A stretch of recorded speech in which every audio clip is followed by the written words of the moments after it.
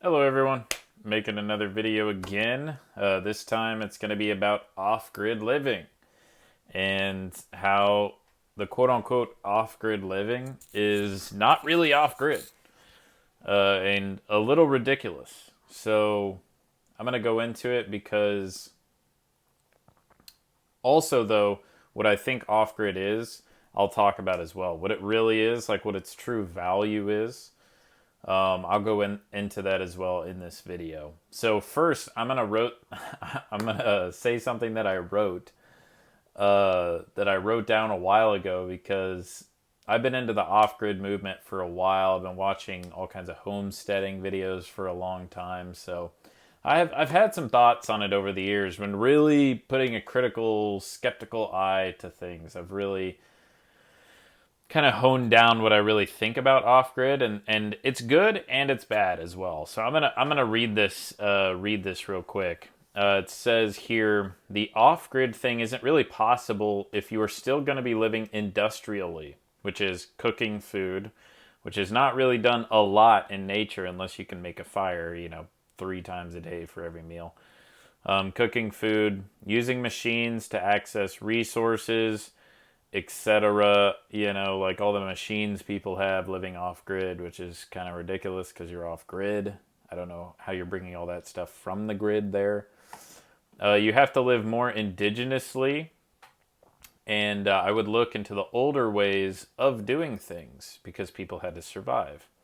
So the old ways more than the new. Many off grid people just take all their machines and try to make the whole useless toil of modern society out into the wilderness, which is exactly what a lot of people do. I don't have experience in this area. I've never been a homesteader or an off grid guy, to be honest. I've never been off grid once. I'm not speaking from experience on this, I'm speaking from observation. Um, but when looking at what modern day people do, might be a bad idea, seeing as though for thousands of years people had to live somewhat well without technology besides old world technology or primitive technology. So I said I'd look into survival bushcraft stuff, things like that. And I think there are probably off grid people who are also survivalist bushcraft people as well. But to me, it boils down more even. So I'll touch on a little bit more. It says if you're going to live off grid, you can't bring your industrial mind with you. People talk about going off grid, and then they bring all their grid stuff and grid habits with them: guns, knives, stoves, electricity, water pipes, chainsaws. The rest that don't exist off grid unless you can make it, and realistically you can't make much of it. So what I talk about is kind of like you should the real off grid is having only things that you can make yourself, right? Or someone in a quote unquote off grid community can make, right? If you have a smith, then sure, you can have an axe that's made out of steel. A lot of people will tell you they went off grid, but really they just brought a bunch of modern stuff with them that requires the grid to keep them from really actually living off the grid that they wanted to leave. You can't have televisions off grid. That's called living in a trailer home. You can't have solar panels off grid. I've never found any rare earth minerals out in the wilderness. Yeah. How is a solar panel off grid? I mean, it takes you off the electrical grid in a certain sense, but who's going to fix them? You're still on the grid. To truly live off grid means leaving behind the modern world to figure out how to work with nature and not against it, which is what we talk about in permaculture. To get your needs without big machines or electricity, and that takes thoughtful time and energy and optimism, not pessimism, and continuing the useless toil of the modern world just out in the middle of nowhere, which is essentially modern day off-gridding, is people taking a bunch of modern technology out into the woods and quote unquote toughing it out and like pretending that they're now traditional, people or something. Which on a certain level, I think is good. I think it's a step in the right direction, but it's not really that off grid. You know, if you're really off grid, right, and you just have an axe and like, you know, some firewood and that's all you have and you're just toughing it out, sure, that's off grid, right? But you can't have friggin' solar panels. Where'd you get them? Where'd you get the solar panels? You can only get solar panels from the grid that relies on rare earth mineral mines in frickin' Africa. So like, what are we talking about here? For instance, if the Inuit can live in a damn igloo with no high technology and be some of the happiest people, so can you. You just have to figure it out. You have to live indigenously, eat mostly raw food, which is what the Inuit do. A lot of tribes did before modernization.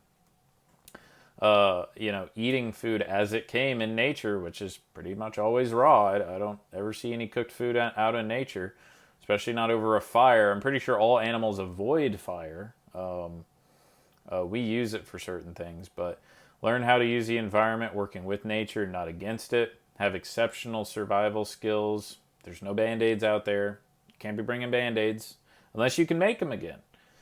Because if you're going off the grid, you can't go back to the grid.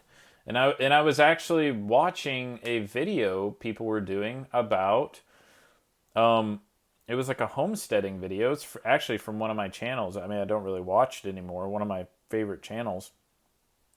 Because I just started to see this, like, people are just buying into gimmicks. Like, they're just doing gimmicky stuff for almost no other reason. It's a good video series. I won't say specifically which one because I'm kind of harping on it. But they just brought a bunch of stuff out there. They were cooking 3 meals a day, which is crazy. Like, if you catch a fish out in the wilderness, eat it raw. Do not listen to a survivalist talking to you about parasites and all that crap. There are no animals in nature without parasites. They all have parasites and they all eat food raw, and they're all surviving just fine. Well, maybe not all of them, but you know, they're the only ones that are surviving out there and doing well. Yeah, they were cooking 3 meals a day. They were like showering, you know, all the time. They were trying to make like all their water hot and stuff, and like they're in British Columbia, and it's like you have to live like the Vikings if you're going to live off grid in British Columbia. You have to learn how to hunt, you know, you have to learn how to like make bows and arrows. You have to like learn how to be like the indigenous or like freaking Vikings, you know. And they certainly didn't have any solar panels.